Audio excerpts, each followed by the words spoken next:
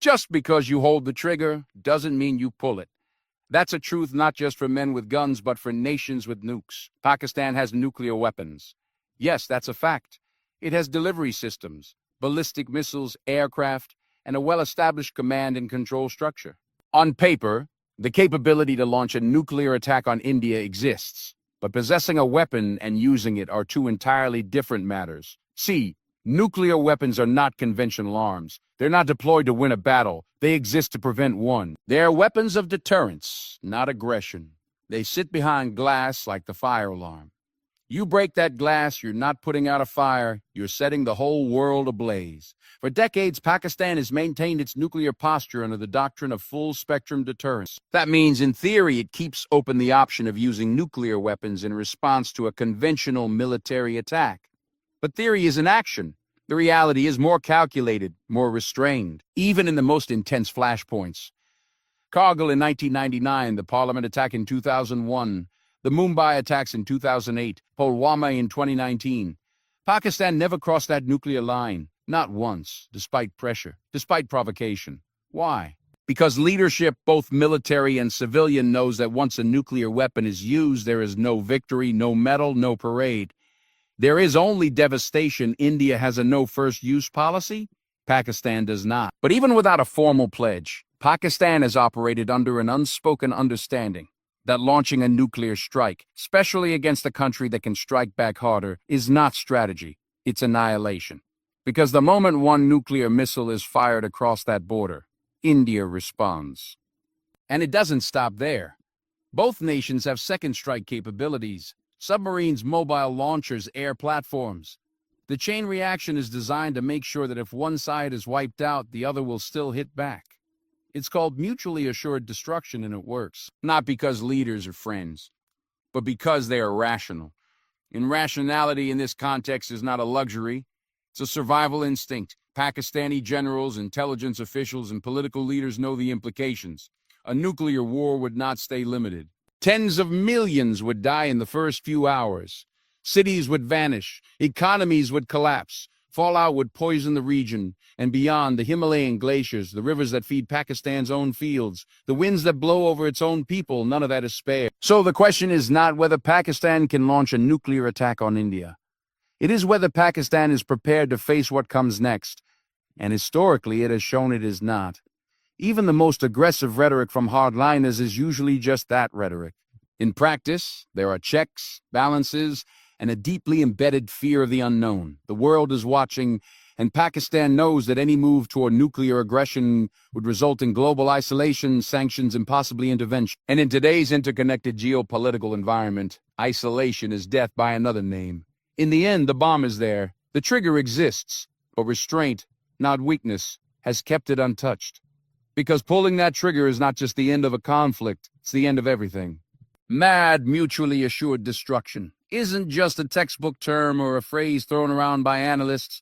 It's a real, breathing reality that governs the tension between two nuclear-armed neighbors, Pakistan and India. It means exactly what it says. If one launches, the other responds, and neither survives. A nuclear war in South Asia wouldn't be a matter of victory or defeat. It would be the collapse of nations, the erasure of millions of lives, and the permanent scarring of a region that's already heavy with history and conflict.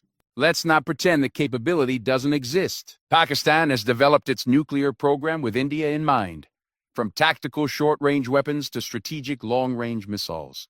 The entire structure is meant to serve one purpose: deterrence. The same is true on the other side of the border. India's arsenal, its second strike capability, its no first-use doctrine, all are calibrated not just to protect but to prevent. And that's why, for all the wars fought and words exchanged, neither side has pushed that final button. Because once it's pushed, it doesn't end a war. It ends the possibility of a future. People often ask, could Pakistan launch a nuclear attack on India? Technically, yes. But that's not the question we should be asking. The real question is, what happens 5 minutes after that launch? What happens when India, with its superior nuclear capacity, responds in kind? What happens when cities like Karachi, Lahore, Islamabad are turned to ash in a matter of minutes? What happens when Delhi and Mumbai go dark, when radiation sweeps across the fields of Punjab and Sindh, when food supplies collapse, when hospitals overflow, when water sources become poison? That's not a war. That's a shared extinction. Even the military planners, the ones who wear uniforms, who strategize in bunkers, understand this. That's why in every conflict scenario we've seen in recent decades, restraint has prevailed. Whether it was during the Kargil conflict, the response to the Mumbai attacks, or the Balakot airstrikes, Pakistan's nuclear doctrine has remained a shield, not a sword. Leaders might posture, political figures might speak boldly to stir emotions, but the ones who sit at the control panels, they know better.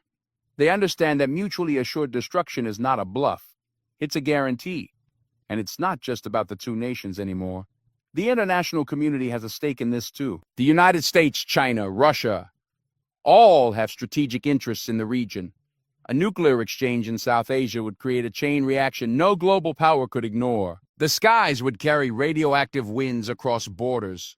The markets would crash. Refugees would flood neighboring countries, and the entire global order would. So even if one side were to lose control, the pressure, diplomatic, economic, and military, from global powers would descend like a storm, because they know what's at stake, even if politics tries to forget.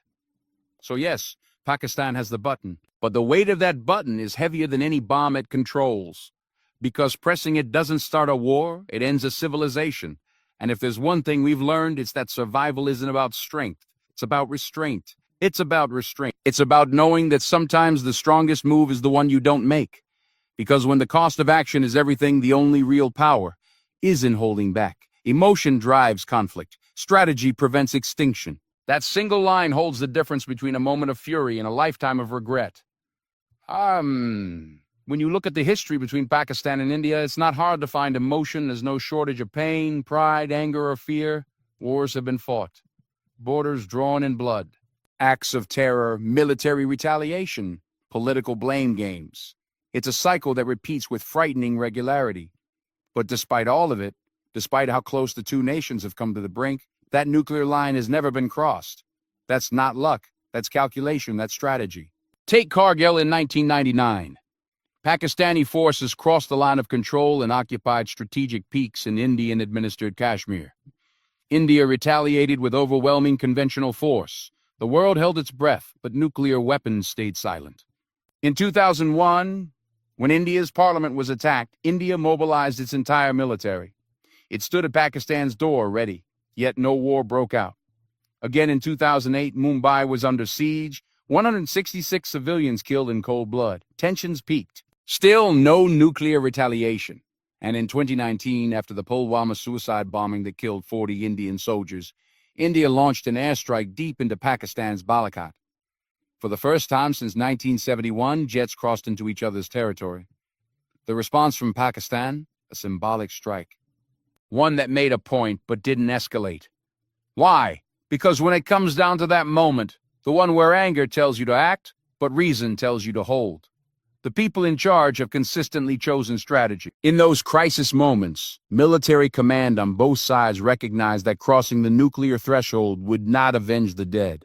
It would only multiply the loss. That awareness is what has kept South Asia and the world from witnessing a nuclear nightmare. Emotion, no matter how raw, cannot be allowed to drive the decisions that determine whether millions live or die.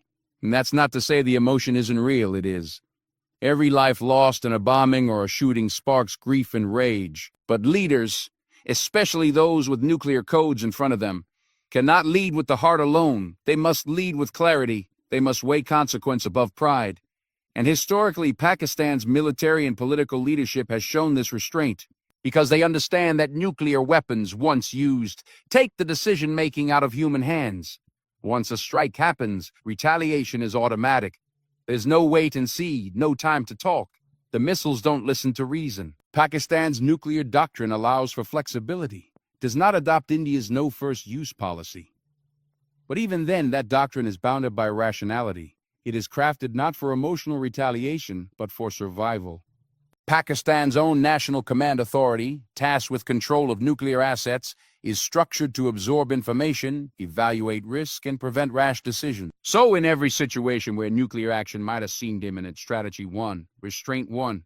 Not because either side is soft, not because the will to strike isn't there, but because the cost is simply too high. Emotion fuels the call for war, But only strategy can stop a nation from falling into the abyss. In matters of nuclear warfare, the real victory lies not in how hard you hit, but in whether you have the wisdom not to. The button isn't in one man's pocket. That's something most people don't realize when they ask whether Pakistan can launch a nuclear attack on India. We like to imagine that one angry leader, one flash of tempo, one wrong decision can unleash the apocalypse. But nuclear command doesn't work like that.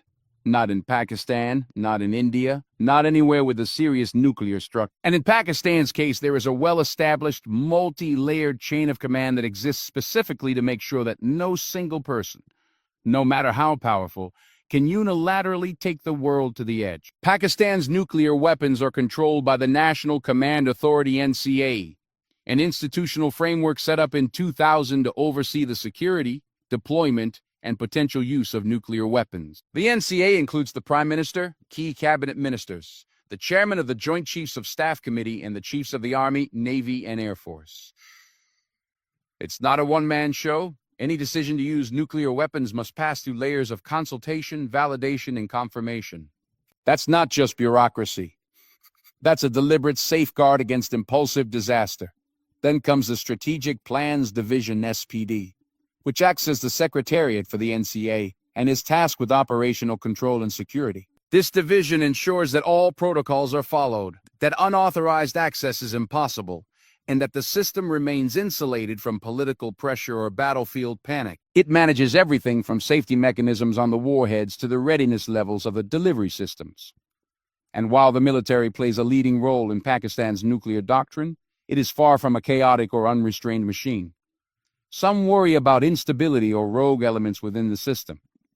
That fear isn't unfounded. It's a legitimate concern in any country, especially one with a history of political volatility.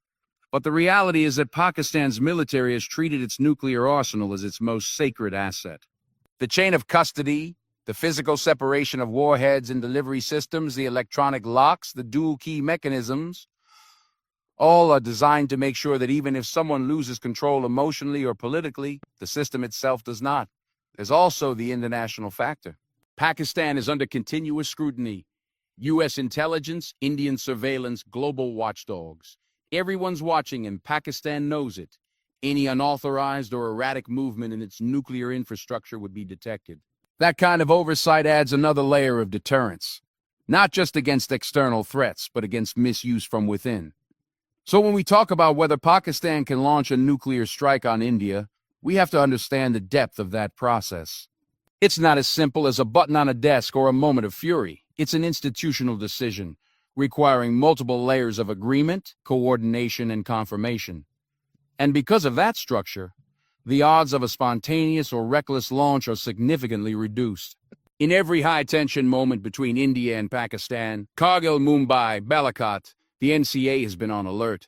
The systems have been activated, but they've never fired. And that tells us something important, that behind the rhetoric and the military drills, there is still discipline. There is still control. Because when the stakes are as high as mutual destruction, having the bomb is not the same as using it.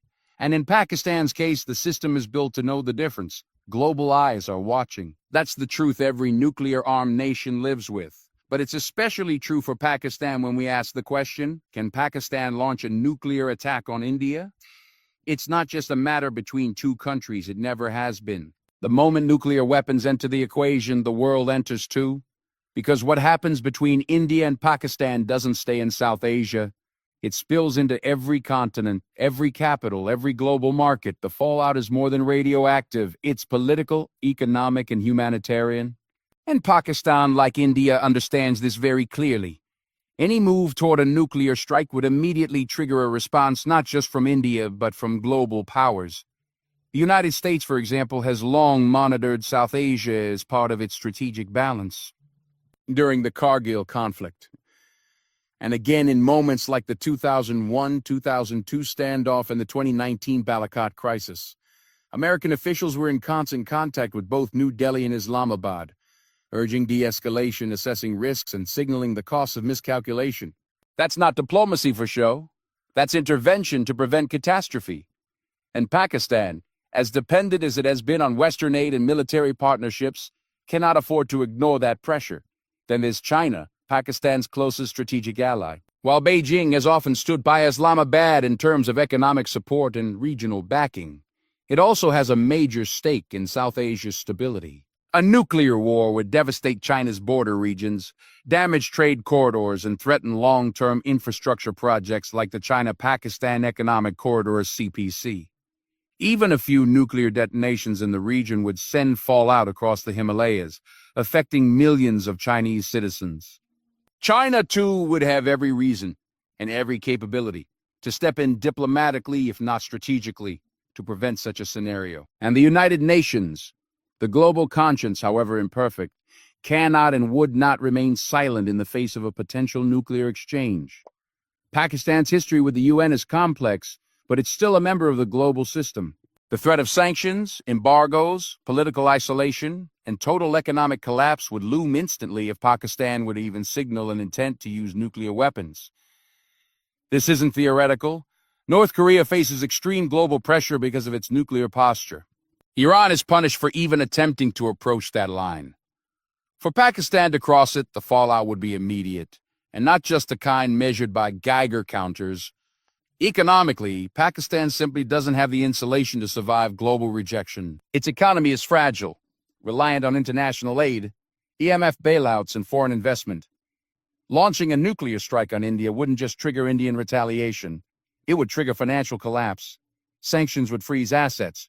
Trade routes would be blocked. Airspace would close. The rupee would crash, and everyday citizens would pay the price long after the last mushroom cloud faded.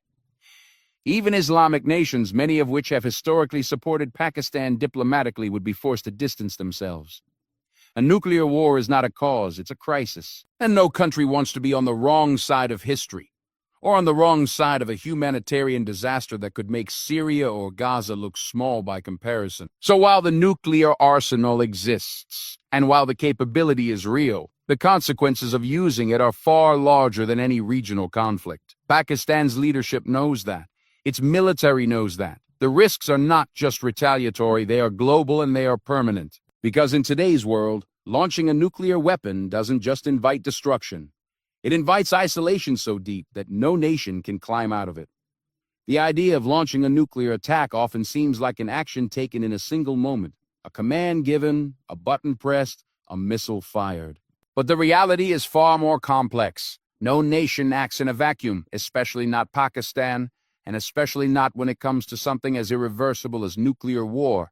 Domestic stability plays a huge role. Political will, economic conditions, public sentiment, media influence. All of these are critical forces shaping whether such a catastrophic decision could even be considered, let alone carried out. And right now, Pakistan doesn't have the kind of internal strength or unity to sustain such a path. Pakistan is a country with real and deep internal challenges. Its political landscape is often fractured, with shifting alliances, military-civilian tensions, and ongoing instability in the democratic process. Civilian governments have repeatedly been undermined or replaced. Military dominance in national security policy, especially nuclear policy, means that power is concentrated, but that doesn't mean it's free from pressure. Every internal crisis, from political protests to judicial confrontations, from terrorism to economic collapse, weighs on that system. In such a fragile environment, it becomes harder, not easier, to carry out an operation that could endanger the entire nation's survival. Economically, Pakistan stands on shaky ground.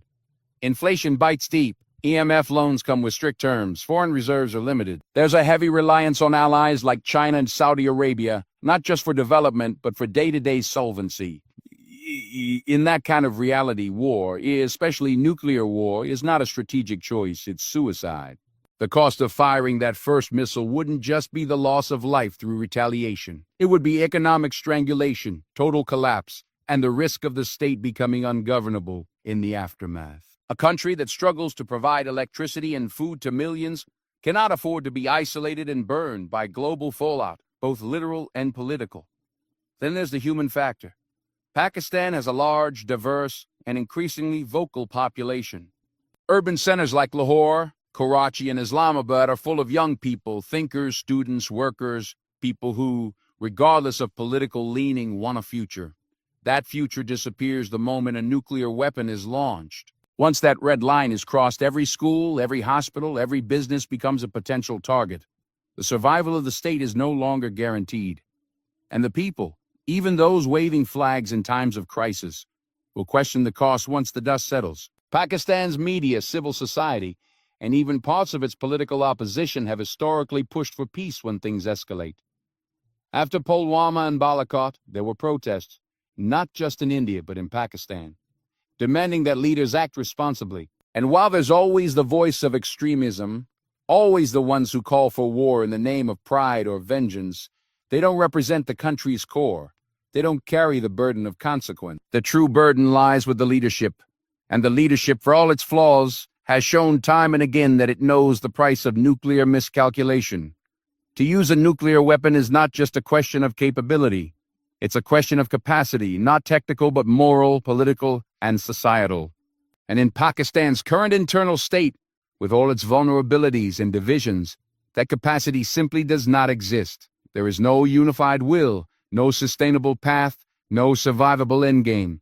That's not just a restraint, that's a reality. Because when a nation is fighting battles within, it cannot afford to ignite a fire that will consume everything without.